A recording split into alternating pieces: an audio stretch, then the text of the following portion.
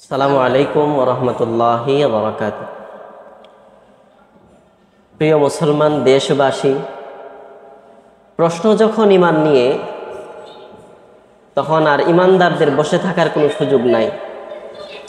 মুসলমানদের ঈমানের উপর আঘাত আনার জন্য অসংখ্য কুচক্রী মহল ষড়যন্ত্র করছে, আর ঈমানদার মুসলমানরা ষড়যন্ত্রের শিকার হচ্ছে। মুসলমানদের ঈমান বাঁচানো, ঈমানদারদের ঈমান বাঁচানোটা এখন ফরজে আইন হয়ে গেছে।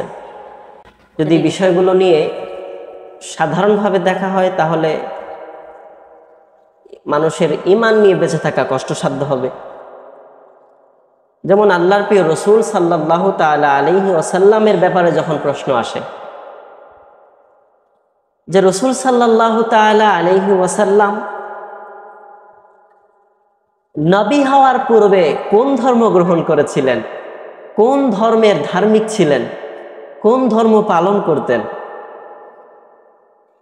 এই প্রশ্নটা কতটুকু যুক্তিসম্মত?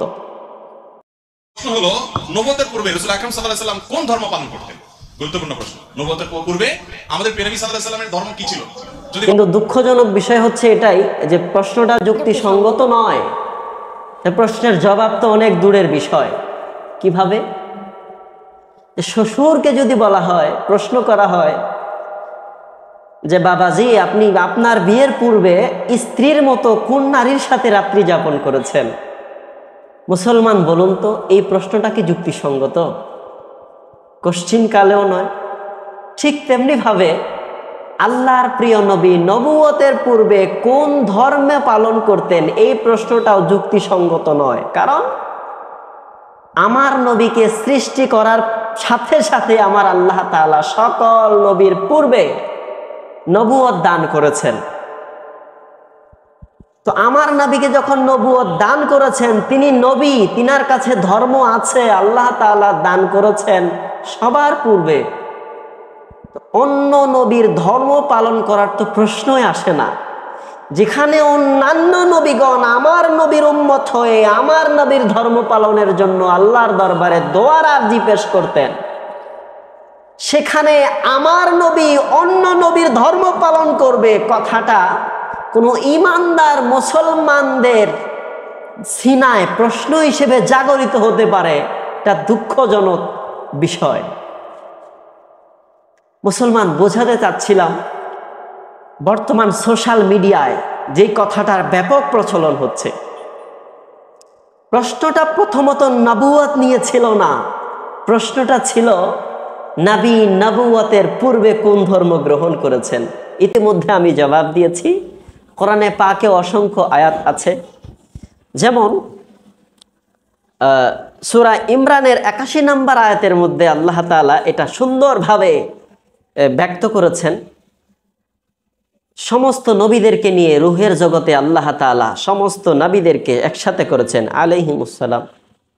তাদেরকে বলেছেন যে হে নবীগণ, তোমাদেরকে আমি নবুয়ত প্রদান করব, হিকমত প্রদান করব, কিতাব দান করব।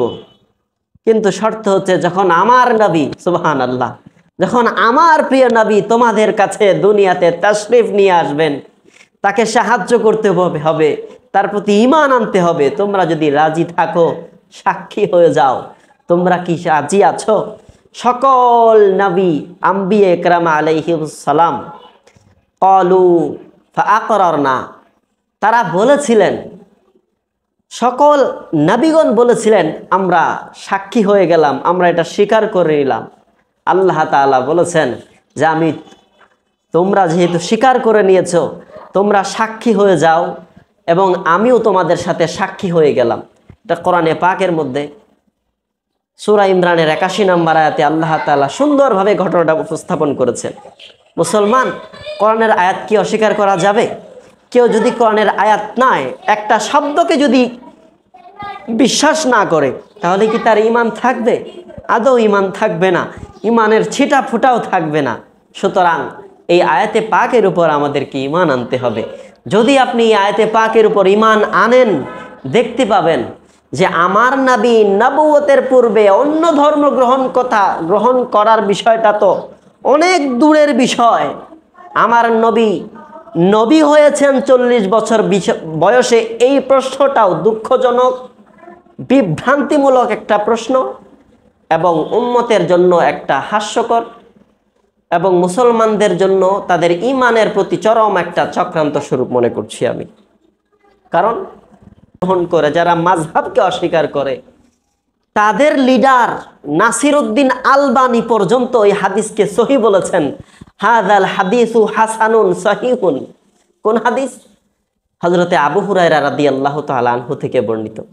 হযরতে আবু হুরায়রা রাদিয়াল্লাহু তাআলা আনহুকে তিনি আশারায়ে মুবাশশারা, জান্নাতের সুসংবাদ প্রাপ্ত 10 জন সাহাবীর একজন, যিনি সাহাবায়ে কেরামের মধ্যে সবথেকে বেশি হাদিস বর্ণনা করেছেন এবং সাহাবীদের হাদিস বর্ণনার ক্ষেত্রে আবু হুরায়রা রাদিয়াল্লাহু তাআলা আনহুর গ্রহণযোগ্যতাও সাহাবীদের মধ্যে অন্যতম।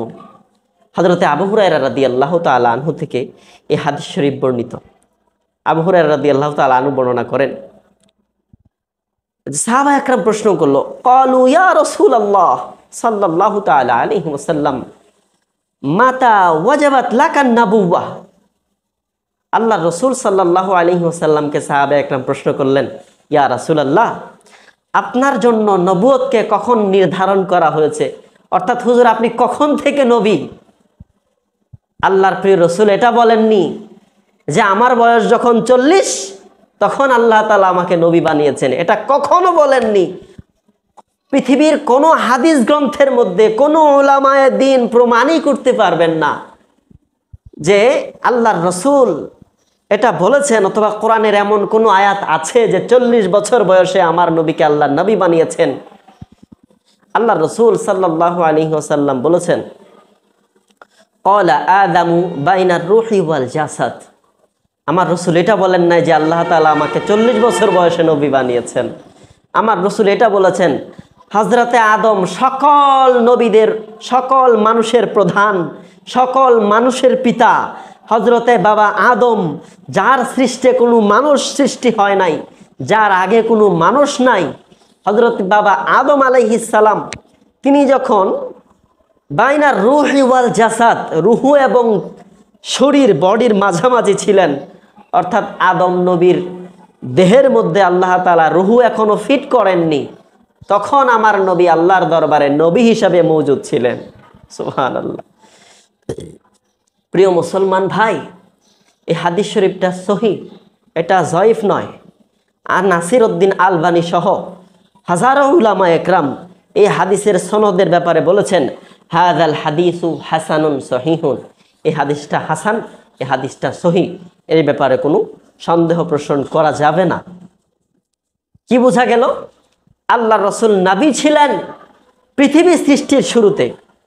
40 বছর বয়সের বিষয়টা কি হবে? 40 বছর বয়সে আমার নবী নবী হন নাই। 40 বছর বয়সে আমার নবীর নবুয়তকে আল্লাহ তাআলা গোটা সৃষ্টি জগতের সামনে প্রেজেন্ট করেছেন, প্রকাশ করেছেন। সুবহানাল্লাহ। নবী হয়েছেন সকল নবীর পূর্বে এবং নবী দুনিয়াতে প্রকাশ পেয়েছেন 40 বছর বয়সে। এটা প্রকাশ্য দিবালোকের ন্যায়। সূর্য যেমন সত্য, চন্দ্র যেমন সত্য, তার থেকে বড় সত্য এটাই যে আল্লাহর নবী পৃথিবী সৃষ্টির শুরুতে সৃষ্টি হয়েছেন, সকল কিছুর সৃষ্টির শুরুতে সৃষ্টি হয়েছেন এবং নবুয়ত প্রদান করেছেন আল্লাহ তাআলা তাকে সকল নবীর আগে। 40 বছর বয়সে আমার নবী নবুয়ত পান নাই। 40 বছর বয়সে আমার নবীর নবুয়তকে আল্লাহ তাআলা দুনিয়ার সামনে প্রকাশ করেছেন, কোরআনের ওহী নাজিল করেছেন 40 বছর বয়সে। এটা নবুয়তের প্রদান নয়, এটা নবুয়তের প্রকাশ। আশা করি বুঝাতে পেরেছি। আল্লাহ তাআলা আমাদেরকে বোঝার তৌফিক দান করুন।